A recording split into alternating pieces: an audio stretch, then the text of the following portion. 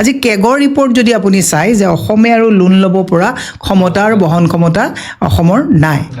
এই কথাখিনি মহিলাক বুজাবলৈ হ'লে আগতে স্কুলবিলাক সক্ষম হৈ আছিলে, মইনামেল আছিলে, তাত মাকবিলাকে ল'ৰা ছোৱালীক লৈ গৈছিলে, স্কুলবিলাক আছিলে, অংগনবাড়ী চেণ্টাৰবিলাক আছিলে।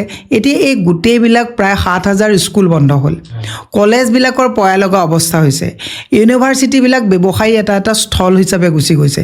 যদি শিক্ষাত হাতুৰি পৰে তেতিয়াহ'লে মানুহবিলাকক এনেকুৱা এটা আৱস্থনিত আবদ্ধ কৰিছে, মানুহে এই 1250 টকা ডিভাইডেড বাই 30 ইকুৱেল 41 ৰুপিজ ডেইলি, এই কথাটো ভাবিব মানে আপোনালোকে মানে কংগ্ৰেছ হিচাপত মই সুধিছোঁ, আপোনালোকে মানে সেই হিতাধিকাৰী বস্তুটো ছাপোৰ্ট নকৰে? না, হিতাধিকাৰীৰ প্ৰয়োজন আছে, কিন্তু শিক্ষা বন্ধ কৰি হিতাধিকাৰী আমাক নালাগে।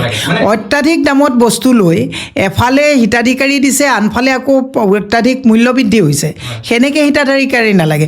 কংগ্ৰেছৰ দিনত মই আপোনাক কৈছোঁ হিতাধিকাৰীও আছিলে, কম দামত বস্তু পাইছিলে। 60 বছৰত বঢ়াই চিলিণ্ডাৰৰ দাম 450 টকা হৈছিলে, 10 বছৰত 950 টকা হৈ গ'ল।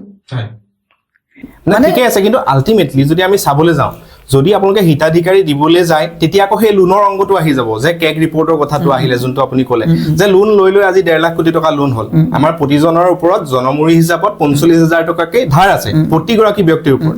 চ' সেই ক্ষেত্ৰত যদি আপোনালোকে হিতাধিকাৰী সৃষ্টি কৰে, লোন নোলোৱাকে আমাৰ জানো অসমে ল'ব পৰা অৱস্থাত আছে? আজিৰ তাৰিখত যিটো অৱস্থাত লৈ গৈছে, অসম খুব ভয়ংকৰ অৰ্থনৈতিকভাৱে পয়া লগা অৱস্থা এটালৈ গুচি গ'ল। মই আপোনাক কওঁ, তৰুণ গগৈ ডাঙৰীয়া যেতিয়া মুখ্যমন্ত্ৰী হৈছিলে সেইখিনি সময়ত অৰ্থনৈতিক অৱস্থাটো সাংঘাতিক বেয়া আছিলে, কিন্তু ইকনমিক যিটো ৰিফৰ্মছ ৰুট মেপ যিটো আছিলে, সেইটোৰ কাৰণে মনমোহন সিং ডাঙৰীয়াৰ দিনৰ পৰা ইকনমিক ৰিফৰ্মছটো আহি পেলাই কম দামত মানুহক বস্তু দিছিলে, বেনিফিচিয়াৰীও আছিলে, কিন্তু এটা ইকনমিক ৰুট মেপ লৈ পেলাই গৈছিলে।